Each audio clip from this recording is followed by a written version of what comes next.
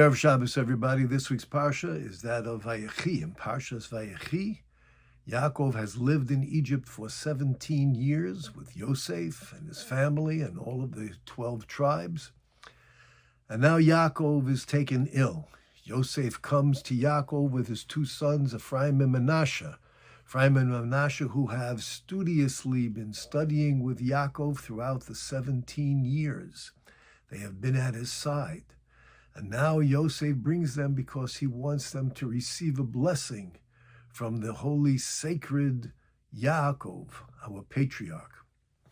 And it says that when Yosef brings them, it says, Vayar Yisrael as b'nei Yosef. Israel, Yaakov, sees the sons of Yosef, Vayomer, and he says, Mi Eila, who are these? Vayomer Yosef, Alav, Yosef says to his father, Bonaihem. These are my sons, that God has given to me with this. So Yaakov responds and says, please take them, bring them to me, and I'll bless them. A lot of difficulties. First of all, how is it possible Yaakov doesn't recognize his grandsons who were with him day in and day out? Even though Yaakov was 147 years old and his vision was now impaired, still he would recognize their form, their body, their voice. Certainly he would recognize them. What does it mean? Who are they? The Klei Yoka says that Yaakov's bracha wasn't just a simple bracha. Yaakov wanted to bestow upon Ephraim and Manasseh, these two tzaddikim, sons of Yosef, the great tzaddik. He wanted them to receive the spiritual blessings, the blessings that would enable them to grow and further achieve their great potential in their relationship with Hashem and their knowledge of all the spiritual mysteries. But then Yaakov notices something. Yaakov, the Klei Yoka says, he knew it was, or Rashi tells us rather. Rashi explains, Yaakov knew this was Ephraim and Manasseh. He recognized them. But he also was able to see with his prophetic vision and insight that they would have descendants that not only would they personally go astray and engage in idolatry, but they would influence and lead countless others of Klal Yisrael into following idolatry.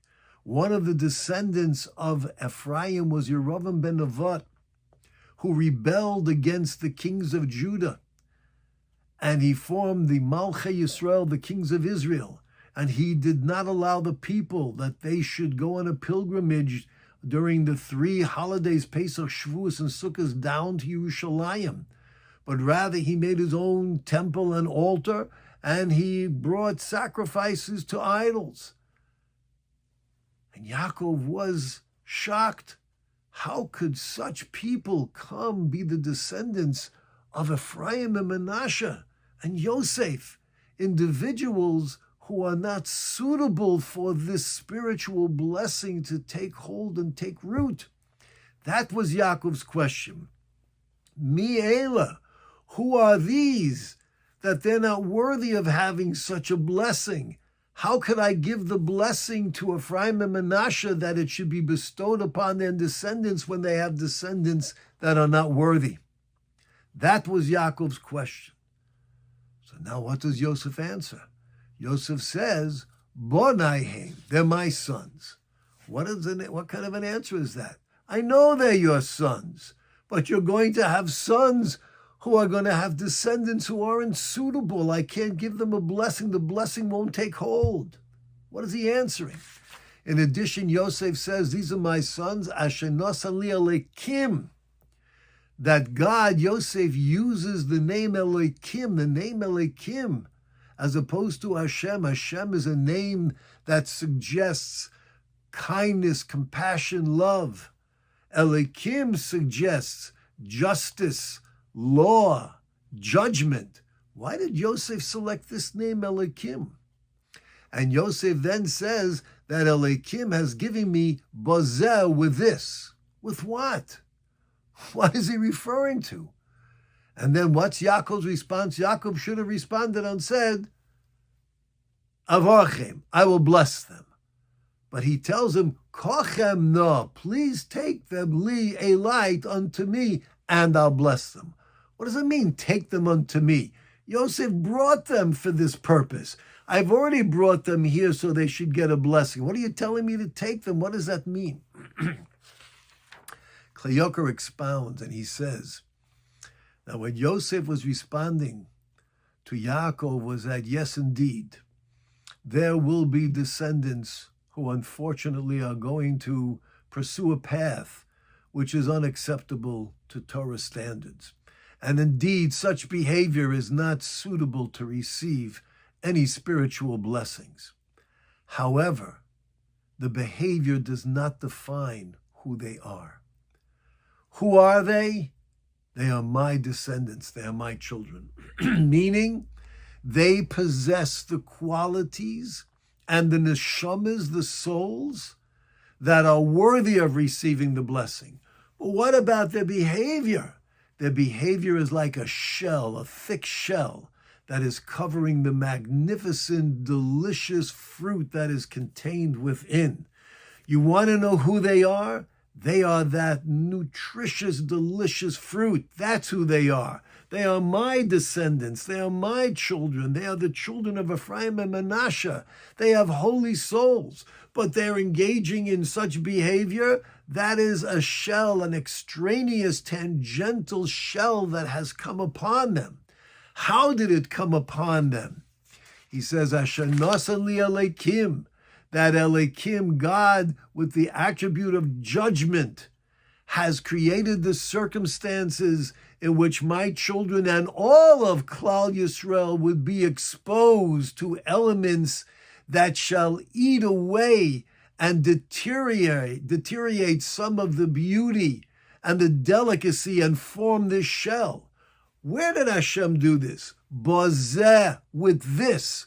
With this means with my living in Egypt, having Ephraim and Manasseh born and living their entire lives in Egypt, even though they were righteous, great tzaddikim, they were constantly exposed to a culture and values that was diametrically opposed to all that is holy and all that the Torah stands for.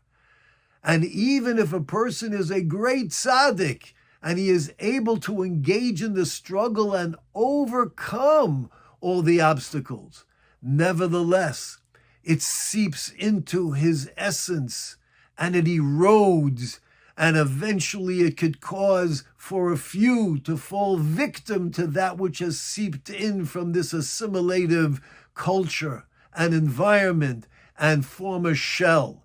That's what Yosef is saying.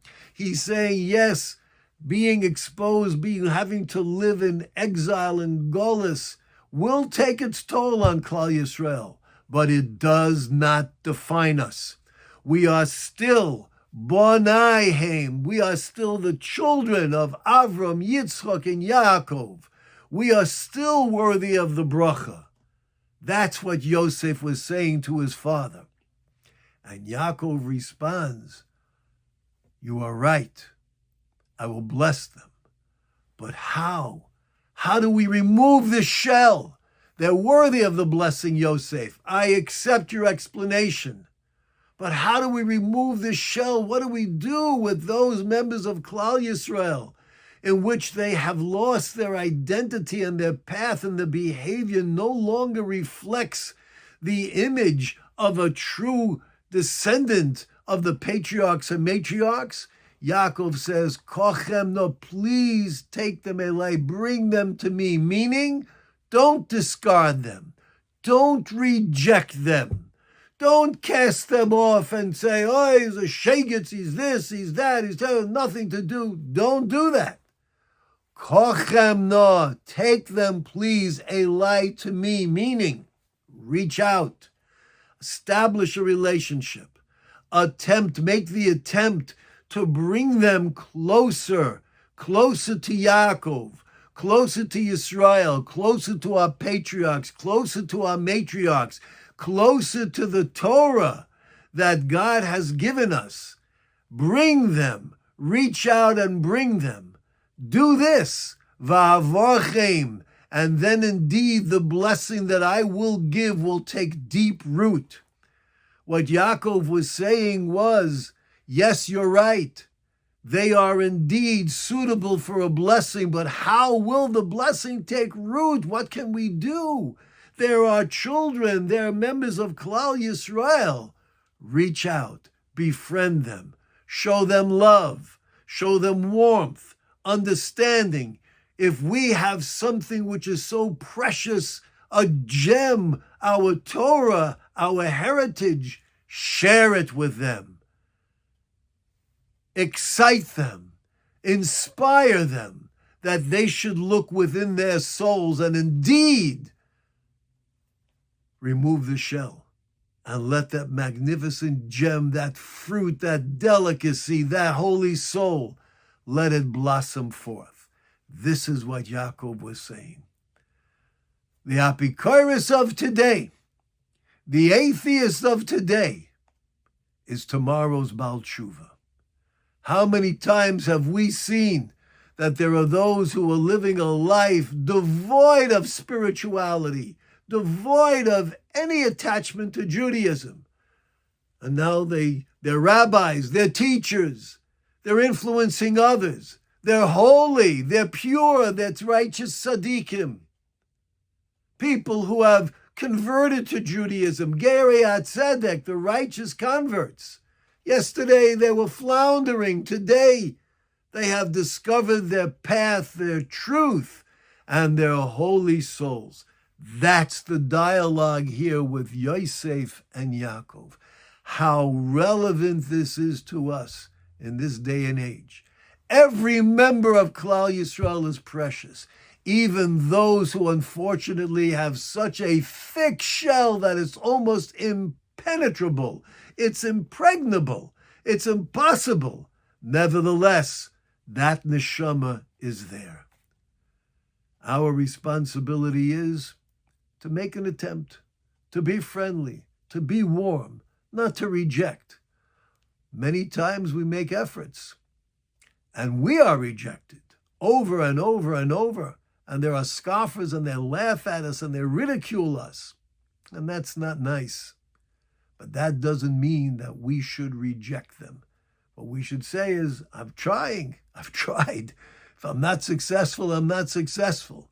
But they're still Bnei Yisrael. They are still the children of Israel. Stay safe, stay healthy, and stay Jewish. Have a wonderful Shabbat.